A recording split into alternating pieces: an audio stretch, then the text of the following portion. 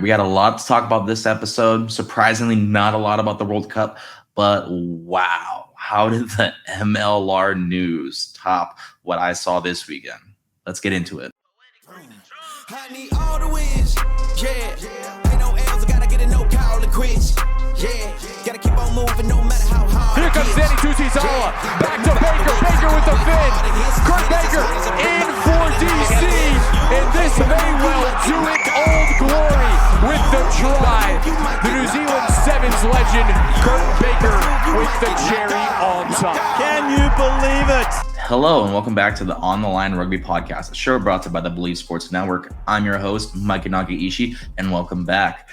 Wow. I think the first thing we have to break down is just how Fiji shocked Australia, to do that in that environment with the entirety of what felt like a Fijian home field match, bringing it to play and doing it in a not so typical way that the Fijians normally do it.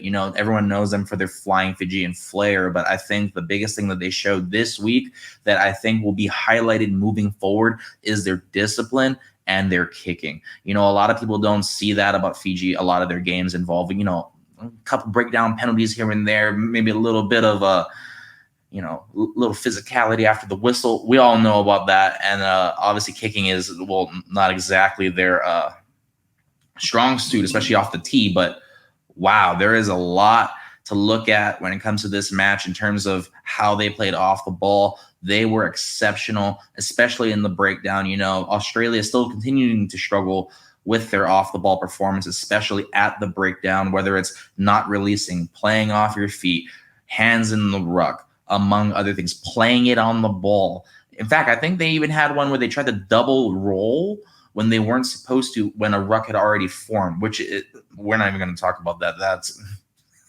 what are you doing? But I think the fact that the backs came to play, especially in the trenches late, is what helped push Fiji forward, especially with Semi Radradra. Man, can I just say this guy deserves his spot in the MVP race should they come out on top, at least in a quarterfinal appearance. We all know what he can do on the ball with his passing, his running form, his playmaking, his everything about him offensively is a freak. Defensively, that guy can hit. But wow, he forced turnovers. He forced 2 this match. I thought both of them were textbook performances. He really made sure to get his center of gravity low, go into that A-frame stance, get the ball, lube under the player's arm, so he's trying to force that ball up with the player, so it's automatic. Hey, what more can you ask for as a forward? That betted in my book. I definitely think he's earned it. MVP of the match. I definitely think that outside of that, on the Australian side, that Carter Gordon continues to look lost for whatever reason. I'm not sure if he's lost his confidence, but I definitely think Eddie Jones has a lot of work to do in terms of regaining that trust and that confidence of Carter Gordon off the ball. He didn't look the same. He hasn't really looked the same since the Rugby Championship. I have no idea what happened. Maybe they threw him out to the wolves. Maybe the lights are too bright. I hope it changes. Carter Gordon is one of the young, up-and-coming talents in World Rugby, especially in Australia.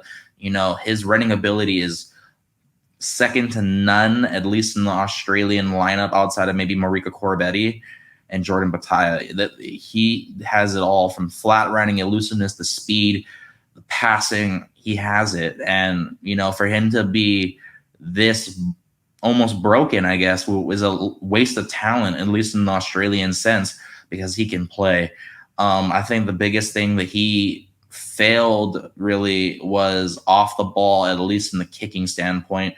They had some opportunities that Fiji gave, and obviously they had to cede him to Ben Donaldson. Donaldson had a couple good kicks. He missed a few as well. One of the kicks actually that he had turned into a turnover for Fiji.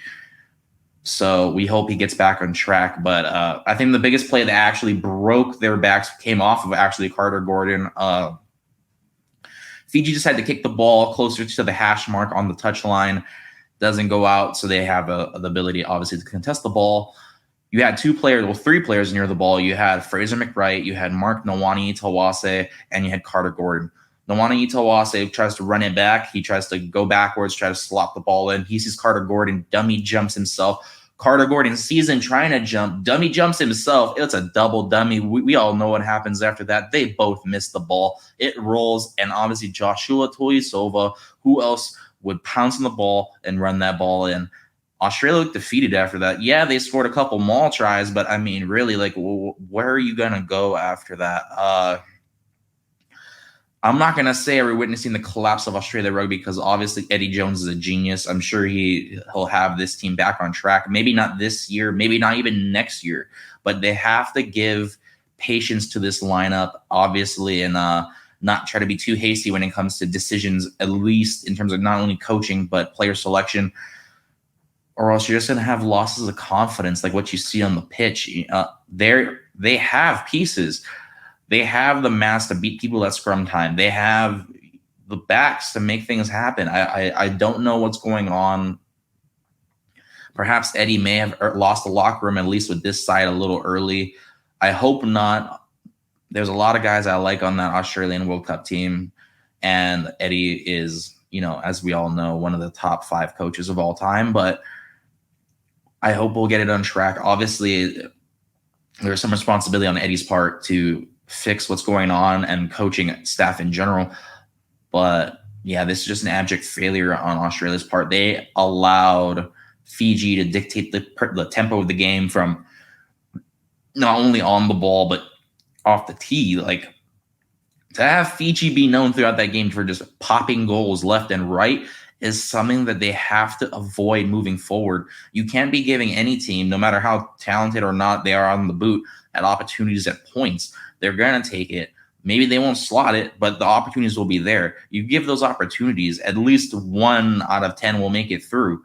It's not the way you want to go, and they're going to have to take a long, hard look in the mirror and abjectly analyze themselves as to how they can move forward winning this World Cup. They probably won't win it this year. I anticipate now that Australia will have a pool stage exit. That is kind of sad to hear, but oh well, Fiji deserves it. Wales looks like they're back to business, surprisingly. Warren Gatlin's back, but it's been some massive shakeups with my predictions, and they haven't really aged that well, unsurprisingly. And hopefully, Fiji continues to follow that trend, and they will buck it and move up in the rankings to get that second pool exit spot and move into the quarterfinal. But I think the biggest news that came out this week is ironically from the MLR. I guess because they're not playing this year, they have to have the biggest news. And guess what? They really hit it out of the park this year with 2 things. You had obviously the Leroux Milan injury and the AJ Alatimu trade from Seattle to Houston. With Leroux Milan, obviously, for those of you who don't know, he played along with 5 other MLR players for the Namibia side that Alistair Kotsiev rolled out to face the All Blacks. He had a very, very bad break in his leg. It looked like an ankle injury. I don't have the injury report in front of me, but it's slated to that at best he'll be out 4 to 6 months. Worst, he'll be out for the whole season. I personally anticipate being a little conservative with that he will at least miss most of the regular season and into the postseason at best. At worst, he'll miss the year. I hope they'll hold him out. Obviously, player safety is very important, especially with no union in the MLR, which needs to be fixed.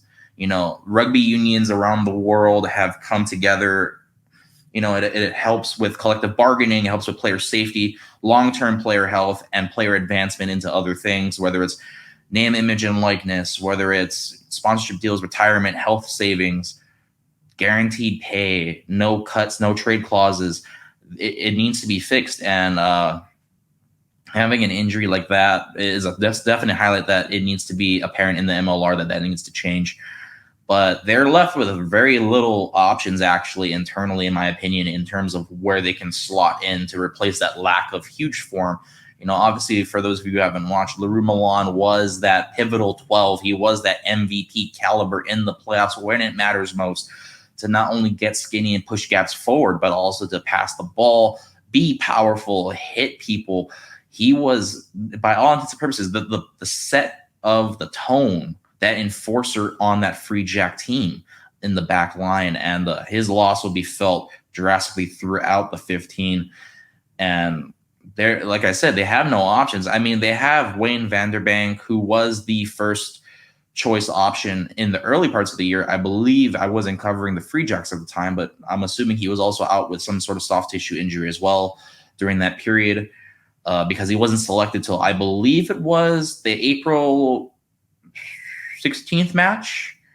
But the rest of it, it was all Wayne Vanderbank, and Vanderbank is serviceable. He had top 5 appearances on the stat sheet in not only tackles, but ball carries and meters ran in all of his appearances that I cataloged up to his April 22nd final appearance before Milan finally took over that starting seat. He is a physical mastermind. You know, he will bring that physicality to the play, but unfortunately, Milan does what Vanderbank refuses or can't do, I guess, is his ability off the ball, whether it's setting up playmakers for tries, getting extra meters after the contact, pushing past the gain line. Milan had more clean breaks than Vanderbank, and his counterpart, Zach Bastres, who I will be talking about later. I apologize if I butchered your name, but his just ability to just push the ball forward past the game line is just something that can't be overstated. His try-assist sheet, his ability to roll through contact and see offloads, kick when needed, is something that those guys just don't do. And I think that will lead to more instability in the starting 15 if they go internally, at least with veteran players at the spot. You have Zach Bastres, who I just talked about.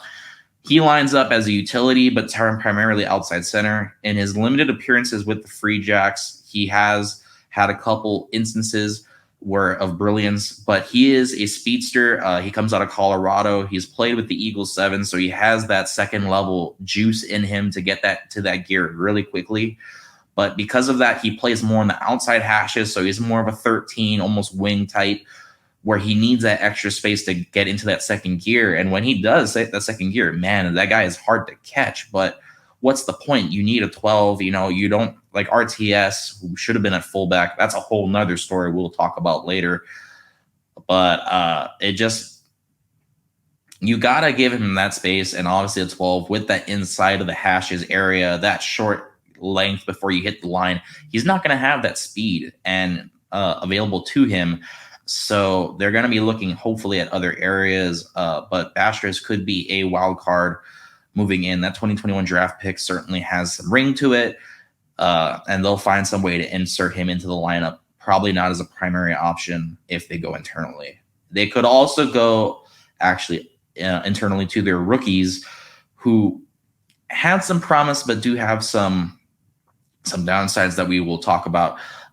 They drafted Gabe Casey at inside center and Junior Goff at outside center this year for the 2023 MLR draft. In my personal opinion, off the eye test, I do believe Gabe Casey is the most ready in that lineup. You know, his ability off the boot was just highlighted to me. You know, his ability to, whether it was a backwards kick, shanking balls to the wing, off the line, taking balls and then sliding it into spaces, that's your man. You know, he has that ability to just set space, not only manage it, but exploit it. And his passing has a great velocity. You know, he has that ability to skip multiple players to get that ball into space. He can knuckleball it. He can curve it. Name a pass, he can probably do it. From the film I watched, it was very apparent that he has the ability to at least be a distributing pivot at that spot. He also has textbook tackling for his size. He's one of the taller players that were drafted this year, at least at outside in that back area. His ability to just get low and wrap at the ankles really helped with in terms of stopping, especially tackles down the hash marks, towards the touch line, etc. I haven't really seen a lot of hits, at least on my film experience that I've watched. I watched about 15 minutes of his last 3 years worth of film, and he doesn't bring a lot of power to the ball, so that may be something that he could improve on. But I think the biggest two things that he needs to work on if he wants to be the immediate impact player is a lack of power and lateral mobility. I think when you watch him run, he's more of a bigger bodied guy. He'll play that way. but he doesn't have that big body power. When he hits the line, he's looking to either pass it or kick it. In his runs that I've seen going into contact, he's easily brought down. He has an upright running style that doesn't lend itself to a lot of power, and he's easily tripped up with a lack of contact balance when he does make it through first contact. So he'll need to improve on that greatly to improve his stock, at least in terms of selection. And for sure, you got to have some contact balance. You got to have some lateral mobility to be able to shake off the first hit or that first ankle tap and get the ball to continue moving forward. You could maybe say he could cut some mass. I would say that's another thing he could look into to at least get more of that speed going. I don't think we'll really see his full free form at least until mid to late season, but I believe they should let him cook, let him develop in that space, let maybe, have him compete with the academy players, scout team, and have him come off the bench and let him just develop naturally. Don't force him like how Australia has done with Carter Gordon. Don't put him in the fire and he'll be okay in the long run. Obviously, we don't have any of the MLR free agent transactions that at least who haven't signed for their free agency period yet, but I can give you some options that he could do internationally, ironically, from the Premiership that do have some merit. You obviously have a lot of the instability financially and personnel-wise within the Premiership as of right now. I think that's been talked about ad nauseum from a lot of different outlets. So I won't get into it here, but it could lend itself to a couple good signings off of that. And one of them all of them come from actually the Still Sharks. Unfortunately, my team in the Premiership. It would suck to see all of these guys go, but I think it'll be for the best if they do come to America should the Premiership collapse. I think that the James brothers, specifically Luke James, would be a huge level up in terms of that talent boost that could get them back in that automatic title race. You have his ability to kick. He could take a lot of pressure off of Jason Potros off the kicking. He's averaged 37 points off the tees in his career. He already wants out of sale. He's seen a huge drop incrementally every year in terms of his opportunities off the bench as Alex Sanderson has taken over the team and looked to bring more splash players. Like, for example, when they brought in George Ford into the lineup to just kind of boost in that gap that they've had in the Premiership. Obviously, the move of Robert Dupria to center has hurt Luke James's ability to get on the field as an inside center, but when he comes off the bench, he shines. He has a lot of playmaking ability, as I've said, off the ball, on the ball. His tackling is superb. He hits people with power, maybe not as much power as Milan, but he has at least enough power to at least slow down a bigger opposition player. His running style needs not be stated. He is fast. He is that sneaky Jordy Nelson of the Packers, if for all of my NFL fans fast. If you give him a little bit of space and give him a little bit of give, he'll take it. And his grubbing ability is amazing. Passing is manageable. You're not going to see him make some Danny Cipriani pass, but he'll work for you.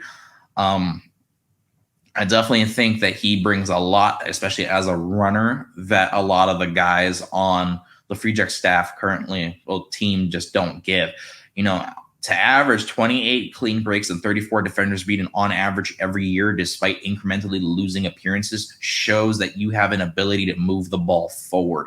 And a lot of his breaks have led to either tries or try assists with his brother Sam. So that is a great option to look forward to. I think it's the best option they have at the moment. Obviously, he wants to stay with Stale to play with Sam and hope for a second opportunity, but I doubt it'll come. Perhaps it'll be a package deal, so it'll be hard to get him out of the Sale environment. He is one of the good players off the bench for them, but they have to find some way to get him here. It would be a great add-on. He is young. I believe he is 27, 28, and he could bring a huge immediate impact to that lineup this coming season. Another player you could look into is AJ McGinty. Obviously, he's departed Sale, at least last year, to Bristol. But I think you're going to see a lot of shakeup in that lineup, just because of the late exclusion of him for Callum Sheedy, who is an English up and riser. I believe he'll be test level ready in a couple years. He is a freak of nature. And I think AJ, because of his age, is on that bench spot and on the wayside moving forward as more of a bridge or double pivot option for Bristol. It could be a Cinderella story to have him return and play out his remaining years in the MLR. Yes, he will be making less money, but he'll have the ability to play in front of his home and his fans. I mean, he's not like he hasn't seen the Northeast recently. He's played a lot of his youth rugby and especially his collegiate rugby on the East Coast, playing in the NYFRC, the New York Rugby Club, and then at Life University for his university career. You know, we already know him as the Eagles standout. He is a fly half that can push the Eagles forward. He's pushed Sale forward with 801 points in 5 years. That shows a lot. You know, he'll flash off the screen whenever you put him on for a Sale highlight. He can move laterally, vertically. He has speed. He has the kicking ability. The passing is superb. It's a no-brainer. I just think it'll be hard to get him monetarily wise, at least back to the U.S. for an opportunity. But I think it could be a great, fantastic option just for them to explore at least. And obviously, you know, he could open up that double pivot option for Jason Potros to really open up New England's attack in the way such as San Diego has done with Mahanonu and Will Hooley. There's so many options. You know, having two playmakers on the field does a lot, and, you know, he does still tackle very textbook, so it's not like you're losing a lot on the physicality standpoint, and his ability to call plays is second to none really in that lineup. I think he'll be probably the most experienced playmaker on that lineup, at least calling plays and making sure things are slotted in the way it needs to be. It's a perfect pairing, you know, and he still has a lot to give to the game, and his ability to kick, again, like Luke James, would give a lot of breaks to Jason Potros should he need to off the boot. Last but not least, obviously, the just recent, you know, within the last hour or so, announcement that Houston and Seattle have traded for Joe Taufete'e to Seattle, the USA Eagle prop, and for AJ Alatimu to go to the Houston SaberCats. I was just surprised naturally at the trade. That's probably one of the dumbest moves ever that I've seen that an MLR team has done. I mean, to trade your best distributor and player, AJ Alatimu has been one of, if not the best managers of space in the MLR. You know, his rings show for it. His ability to just manage the space, pass through contact, offloading, etc. When he's on the field, magic happens. Well, what are you doing? Like, come on, guys. Like, I'm not even sure who you drafted. If you drafted any at fly half, I'll have to look back into it. But what is going on? And I think for Houston, like, is this an indictment on David Kotze at 10? I hope not. I mean, he was, in my opinion, the back of the year last year. He probably could have got the MLR MVP race had they got into the championship. But what is this? I don't know. I don't see him as a true double pivot option at 12. So I think they would bring him in off of 10, maybe to give more breaks to David Kotze, maybe to bring Kotze off the bench. Who knows, man? This is a shock move. I'm going to have to watch a little bit more film on him, and we'll delve into this in our next episode a little bit more. But I was just troubled with how Houston may lose the locker room potentially with this kind of move. I mean, he's not going to work at 13. You couldn't really put him at fullback because of Drew Wild. You know, how would he slot into this lineup? Scheme wise, he does fit surprisingly well. You know, obviously he can, with his managerial way off the boot, you know, he'll set up moves traditional to that South African type of play style that Pote Human wants to run in Houston. And his running style, while not fast like David Kotze, has the ability to just shake and bake, get a little people in space, set up the forwards for an excellent try. I think he could be an effective weapon in that lineup if used properly, whether it's off the bench or at some other spot that I have no idea where he'll be. Could Houston have gotten a better player, at least in terms of backline, to make a run? I think they should have signed a lot more offshore talent that Seattle did with Tony Pulu. They need a lot more explosiveness out wide and in the forward spot, which they did kind of answer through the draft at flanker and at the second row to make things happen. So this move is a little odd, but I think that Alatimu will help Houston make more of a run. I think losing him in Seattle will have a huge downgrade to their lineup, at least at the moment. I don't really see them leveling up at that position with his loss, and Houston has a big gain at their quote-unquote quarterback spot.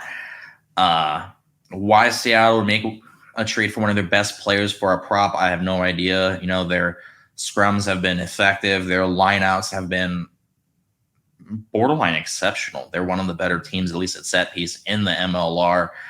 But Joe Taufete'e, at least in my experience watching him play from LA to San Diego and then to Houston, he has that big boy move the ball ability, that almost that George Thornton, for those of you who watch the MLR in Chicago, that ability to just be a big boy, a rhino on the run. He's that option, and maybe that's what Seattle wants to do. They want to become more physical. They're seeing that their gaps in the MLR with just discipline is fading. Perhaps that's what they were trying to do, offload one of their more explosive players into another team to just kind of build on that physicality. Who knows? I'll watch a little bit more film. We'll delve into that next week, but thanks again for tuning in, everyone. Hope to see you guys soon. Peace.